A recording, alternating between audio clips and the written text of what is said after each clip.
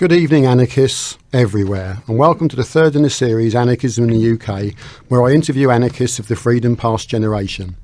Before I interview today's guest, may I mention the annual Anarchist Book Fair on October the 18th at Queen Mary College in the Mile End Road. A stellar lineup this year, including Lucio Urtubia, the Spanish Robin Hood, last of the great expropriators, so well worth a trip down the Mile End Road. I'm also hoping to interview him the day following the book fair. All the interviews can also be seen on my blog or on YouTube, courtesy of Greg Hall. Today's guest has led a varied and fascinating life, which rather puts my lifestyle in a one-dimensional framework. Ray Hulm, welcome. Ray told me earlier, the current debate about lifestyle versus class struggle anarchists interests me, as I've always felt I have a foot in both camps. I'm not only proud to be working class, but also proud to be a worker. I'm probably the only old hippie that's into the dignity of labour. Ray, welcome. And how has that sort of manifested itself in your life? Well, you know, I think I've been involved in both strands of anarchism over the years, especially in the early days of it, in the late 60s and early 70s. And I always felt strongly that it's important to know whose side you're on. That's the main criteria for everything, as far as I'm concerned. You know, sure, without a class analysis, nothing is very much use to you. But there's a whole load of other interesting things going on, that people are experimenting different kinds of lifestyles, and I don't find that a problem. I've never felt a big problem between the two camps. I felt, as you said, I felt I've straddled it. I'll just tell you something about a guy that I used to know in the 70s. I expect we'll maybe talk later on about my time in Devon, but a guy used to come and see us a lot.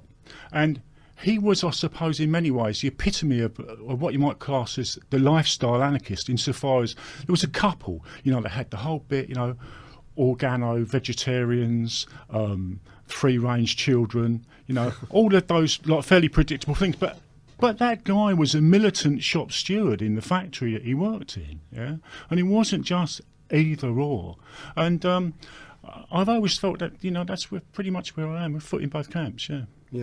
Yeah, I guess seeing people in a one-dimensional way may be a more modern phenomenon. Maybe back in the 60s and 70s, people did sort of straddle both divides.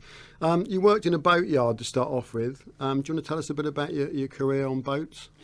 It was just purely by accident. Actually, I finished my school in Leighton, in East London, and I was in a secondary modern school, second class from the bottom almost all of the time, But, I did like to read. That was the thing. I really did like to read. And there were books at home. So,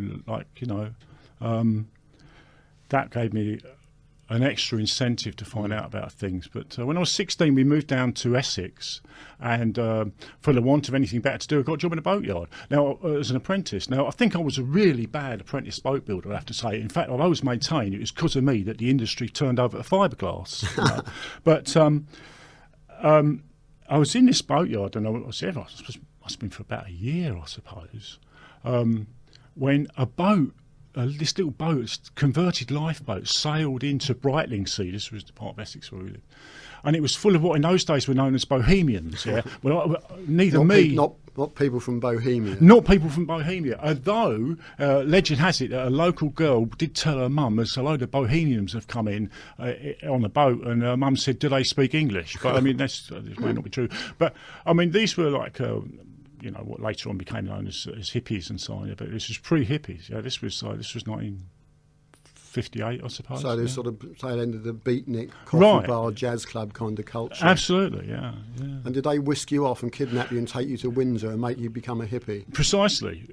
They did just that. Well, I was totally enraptured with this. I mean, I'd never met people like it. I'd never met anyone whose horizon went beyond sort of, working in a factory, get enough money to buy a new suit, go down the boozer Saturday night, and I was stunned. And so yes, I ran away with them, and we ended up in Windsor, and I was introduced to this whole new world of I found out about CND, lived over the top of a coffee bar, got a job on a riverboat, had spaghetti not in a tin for the first time in my life. So yeah, it was my horizons were suddenly widened at the age of 17. And was this the time you were working on barges and riverboats, and there was a sort of you'd sort of come across militant dock workers who were unionised, but the individuality of the bargees didn't really lend itself to organised struggle? Well, I mean, after I was some while working on a riverboat in Windsor and hanging out in jazz clubs, hanging out with the bohemians, and then I moved on and I got a job on the Thames barges, and that was, as you say, that was interesting because we spent a lot of time in the London docks. The London docks at the time were a very, very militant workplace. This was the sort of Jack Dash. This was the sort of heyday of Jackie Dash. And but the bargemen were a far more individualistic workforce. But strange, I mean, I think I may have told you before him, but strangely enough, I mean, I can remember this old skipper, and he said, if there's a strike, I'll come out on strike. But he wouldn't join a union. But he was prepared to be militant enough to come out on strike, So... And had you sort of formulated idea? Have you come across anarchism as a political viewpoint by this time, or were you just sort of a natural anarchist, like lots of people in that time became, without knowing there was such a thing as anarchism? I think that's probably near to the truth, actually. I honestly can't remember when I first came across like formal anarchism. Can't remember when I first read a book about it or anything. But I mean, I think, to be truthful, I was just sort of left-wing, anti-racist. I felt very strongly about race, as I think many of us did of our generation, Ian, And then there was another sudden change. You suddenly ended up working in the Mediterranean on the boats of the international jet set. How did that come about? Well, that was sometime later. I mean, when I was a few years on the barges, and I sort of graduated to larger coasters, and I did that for a while, and I mean, I started to meet a lot of wide diversity of people there. I mean, it must seem very strange now to sort of this current generation of anarchists, how we sort of struggle to formulate our ideas or get any ideas, because we didn't know anyone who went to university or anything like that, Ian. And I can remember working on this collier. Now I've got to tell you about this collier. I mean, in the coal trade with no showers. Can you imagine? I mean, and like sort of like in the evening when we got into harbour, before you went ashore, put your suit on and went up the road, you had to boil up a bucket of water on the galley range and have a wash down. You work in the coal trade, And like I can remember having this discussion with this other AB who was just like me, secondary modern boy, left school at 15, about whether Tolstoy was a communist. I mean, covered in coal dust in the covered in tin coal bath. dust. They'd been more to the point we'd organised about getting a shower, quite frankly. However, I mean, and there was another guy, the second engineer I always remember was an old Scouser, and he'd fought in the international brigades, and when he went ashore and he had a few pints of Guinness, he always wanted to talk about two things. He either wanted to talk about the defence of Madrid, or when he'd worked in Jack Sherry's corner when Jack Sherry had wrestled Man Mountain Dean. I mean, these are the kind of people I've spent my formative years around. Oh, but anyway, as you say, by the mid-60s, I guess, I found myself working in the Mediterranean on millionaire yachts. How did that come about? It came about because I decided that I wanted to have a spell ashore. Went to South London, got a job in a factory. South London in those days was full of drinking clubs, not all of them legal. And I knew a guy who owned a drinking club, and sort of got quite friendly with him. He said he was going to drive down to Gib. Did I want to come with him? I said, yeah, why not? So went down to Gibraltar. In Gibraltar, running out of money, looked for a ship, and someone offered me a job on a yacht. I didn't even realise that kind of yachting existed. So that was my introduction. Yeah, you thought it was another collier based in the Costa. Well, absolutely, yeah. It's a very different world. I'd never met rich people before. So how long did that last? Well, it must have been quite a... I was yachting for 5 years, I think. And then come the late 60s, you suddenly upped and went across to the US and sort of... So how long did that last? Well, it must have been quite a... I was yachting for 5 years, I think. And then come the late 60s, you suddenly upped and went across to the US and sort of... Well, it wasn't actually like that. I mean, I lived a sort of totally sort of schizoid existence. What I used to do was was I'd work during the summer on this yacht, save up all my money, and then I'd go off in the winter and do what I wanted to do. And that I was sort of tramping around London, following a lot of trots around, sort of like on demonstrations, like all of us were, quite pointlessly. And one winter I travelled across the States.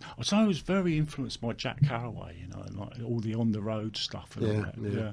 And so if you're going to San Francisco, we've sort of brought you there. Yeah, that's right. Yeah, and so I travelled across Route 66 and visited communes and things in the States. And would you go to Haight Ashbury in San Yeah, Francisco? Was that still on the go then, or was it starting to generate? No, it was starting to generate, but it was still very much happening. And and of course, like the Black Panthers were very, very important at the time. And I remember I met this girl who was trying to create some kind of liaison between with the Black Panthers, and I was very impressed with that. Oh, you would be, yeah. Who wouldn't? And you must have dropped acid in San Francisco. Yeah, I took my first trip in San Francisco. Yeah, got to be done, mate. Got to be done. Yeah. And then, of course, when the winter was over, whatever I decided to do during the winter, I'd get my hair cut and back on the yacht. Back on the yacht. Very strange. None the wiser. Very weird. Right. Dropping acid as you sort of set out from the med. Yes, right. Yeah. So after that that life, though, you came back to England, and I think you met Barbara, your wife. And then you moved to Devon and bought a cottage and set up in 3 acres and started to look at being self-sufficient. Well, we didn't buy a cottage. We rented. This was pre-decimalisation. We rented one for 15 shillings a week for a cottage and 3 acres. But, I mean, at that time, I'm sure you remember that there was a big sort of back to the land kind of movement in anarchy. A lot of people talking about it in anarchism rather than actually doing it. But we were lucky enough. We found ourselves in a situation where we could rent this cottage, and we had. And was the idea you'd be sort of self-sufficient, grow all your own food? Yeah, it was an experiment in self-sufficiency, which was great fun, and we did it, and we were quite successful, I have to say. The other thing that is interesting about that time, I know you told me earlier that there was lots of people going around the country, like Nick Saunders, doing alternative guides to Britain, and it was the area of crash pads and safe houses, and I think your place was listed as a crash pad. And just looking back at that now, it seems so weird that anyone would turn up and you put them up in your house for about 3 years. You know, Charlie Manson at the door, come on in. How did that work out, being listed in the crash pads guide to Britain?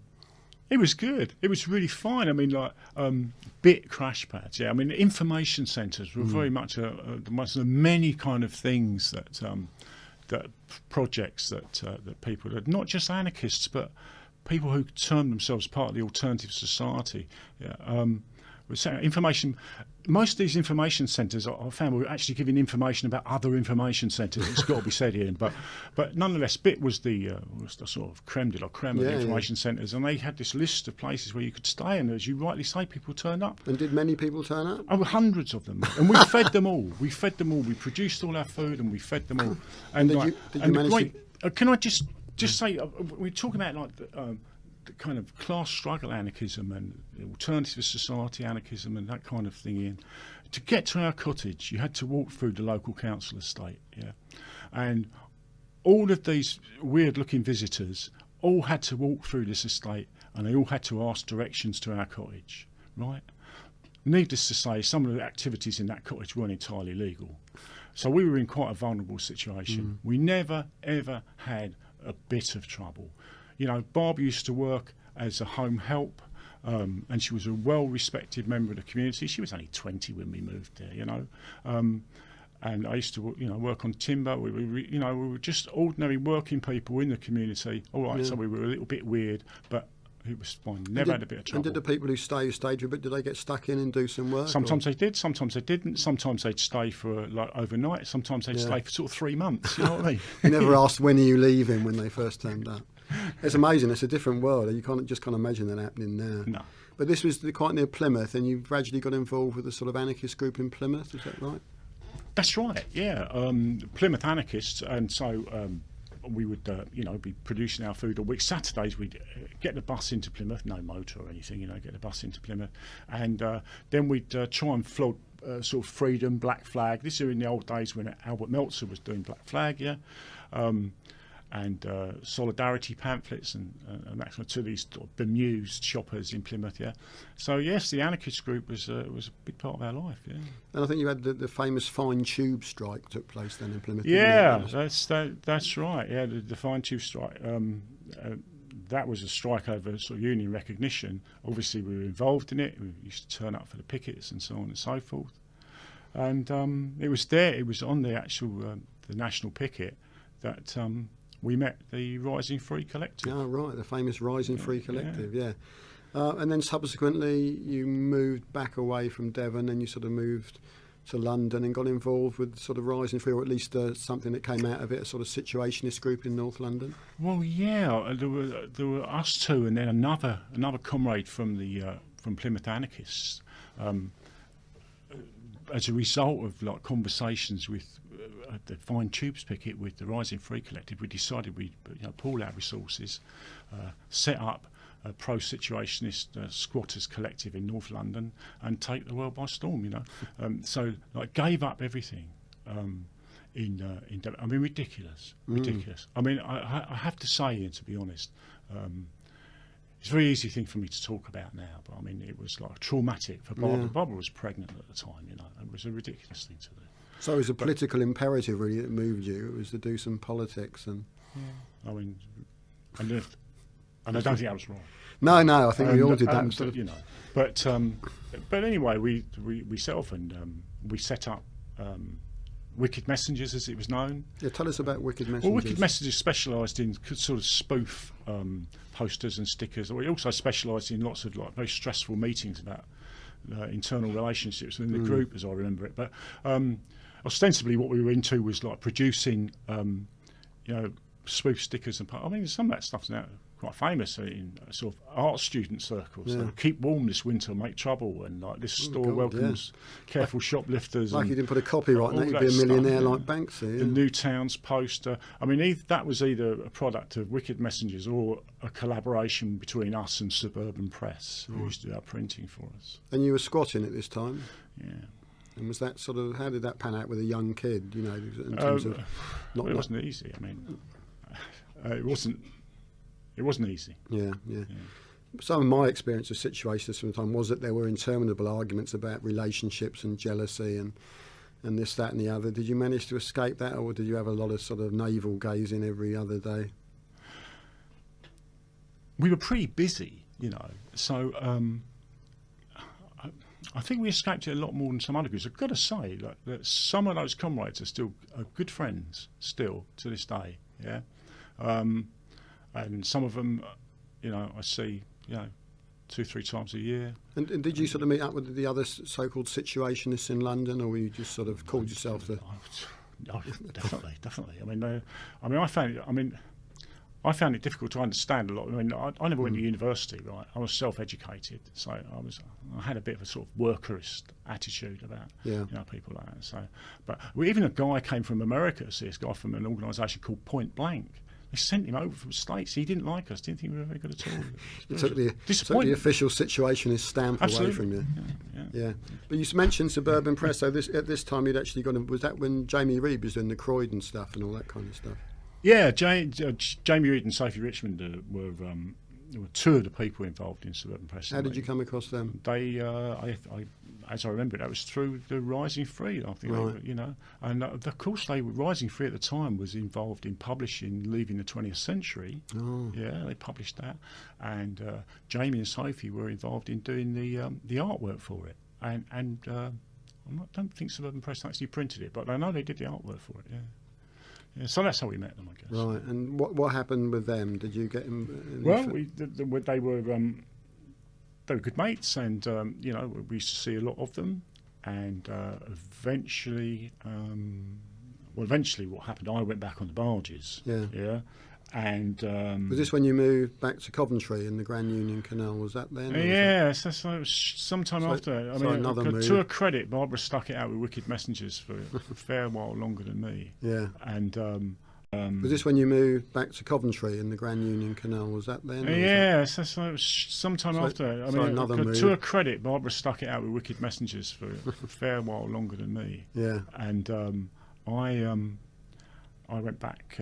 went back barging for 6 months, and then what happened was I then thought it was possible to start taking interest in canals and so on. You can see how this kind of thing with lifestyle anarchism was always, your blood, like. Yeah, and I thought it must be possible to have like this anarcho-hippie community on the canals. It probably already exists. Let's go and find it. Yeah. So we've got a couple of narrowboats, bought 2 narrowboats, and set off, and lived on the canals for 3 years. And it's interesting that sort of pattern repeated itself in the 90s after the police drove the sort of peace convoys and New Age travellers. Amazing amount of people went back to live on barges. That's right. And formed those kind of communities about 20 years later. Yeah. So you ended up, I think, on the Grand Union Canal in... Have I got me canal geography right? That's right, yeah. And again, sort of attempting to straddle both sort of camps of the anarchist movement, living on the canals and everything was very much a sort of... lifestyle, anarchism, as you call it, and but at the same time, you were sort of forming a local solidarity group. Yeah, well, I was involved in Coventry Solidarities, and comrades there. Whereas I was this sort of boat dwelling hippie. I mean, those guys were they were shop stewards at Lucas Aerospace. Good mates. And what did you think of your time in Solidarity? Did you just confine yourself to the local group? Did you meet the rest of Solidarity? No, I met. Well, I mean, there's some very good people in Solidarity. I mean, people like Chris Pallas, Joe Jacobs. I mean, there's a long list of them. Outstanding people, really. It's funny, very influential. Yeah, well, the ideas were, I was in Swansea at the time, and we must have had the same visitors as you. We had people like Joe Jacobs and Arnold Feldman rolling up at 5 in the morning, demanding to talk politics for 24 hours. Yeah. Quite amazing. Also, one thing you told me earlier was that Jason Toynbee, Polly Toynbee's son, was actually in your brother was in your Solidarity group. Yes, he was. This is a world exclusive. Yes, he was in Coventry Solidarity. He was a good lad. Yeah, you're not still in touch with him. Nothing wrong with Jason. So then you're on the canal. You're in Solidarity. Amazing, as you say, straddling both wings of anarchism, and then you made yet another move. This time to Brighton. Yeah. What brought that about? Well, I think what brought it about was Barbara realising my complete inability to ever make any money, and if there was ever going to be any money for the family, she was going to have to provide it, and probably it'd be a good idea. She got an education, so she went to Sussex University as a mature student, and you ran off to Brighton to join a circus. Is that right? Well, that's not strictly true, but what happened was we lived in Brighton. I was involved in punk bands to start with, and producing the inevitable fanzine and so on and so forth. Dreadful fanzine, it was terrible.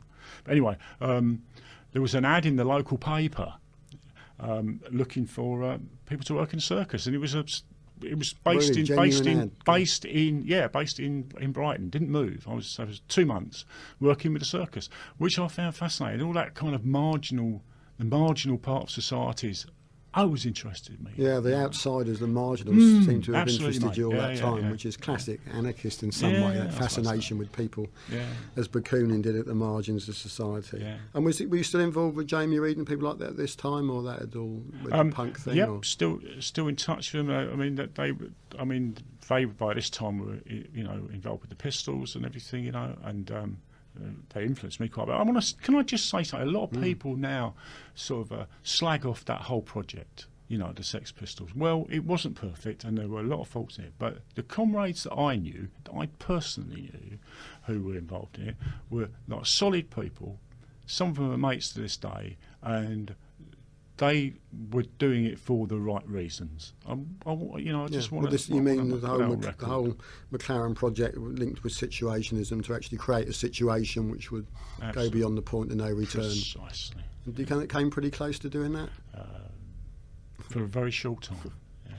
But hey, we've all been involved in projects that didn't I love that exactly bit where the Sex Pistols did some kids' party somewhere in South Yorkshire. It was something when they provided cake and everything. There's some film of it. It's quite incredible, yeah.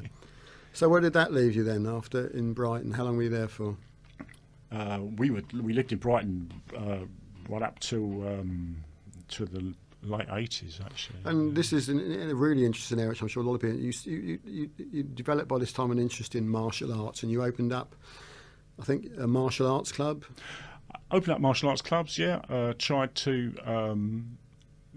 tried to create a less hierarchical kind of martial arts. Yeah. Can you explain? I mean, how is martial arts hierarchical? Well, it's always been around a sort of very rigid kind of structure, grading systems and so on and so forth. Yeah, from the top down. You know, very much so. Largely because of the Japanese influence, I think. Yeah, and I thought I think it's important to challenge things, Ian. You know, have a look at it and ask some basic questions about it. Yeah, I mean, that's what I try and do. So you stride into the local martial arts club, you question the black belt and say this hierarchical organisation's all wrong, and are carried out to go back to the circus as the non-headed man.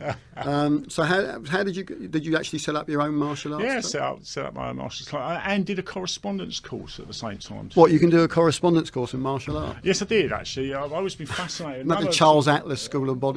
Another marginal area that I was interested in is correspondence courses. I mean, the whole idea that I could send off my 10 and 6penny postal order and, like, you know, find out the secrets of the Rosicrucians, etc. I mean, that was fascinated me. But so I thought I'd do a martial arts, a self-defence correspondence school. I called it Ready to Ruck, and I thought that I might be able to. I thought I might make a few bob. So this is a correspondence course you set up? I set this course, and I didn't make any money out of it, inevitably, so don't worry about me being corrupted by capitalism or anything like that. But no, I know you're a martial arts, I'm not going to question you on anything. I also thought I might be able to use it as a vehicle for anti-state propaganda. Well, can you what did other martial arts people think of your attempt to sort of develop a non-hierarchical model? Well, some people thought it was. Some people liked it. Some people didn't. You know.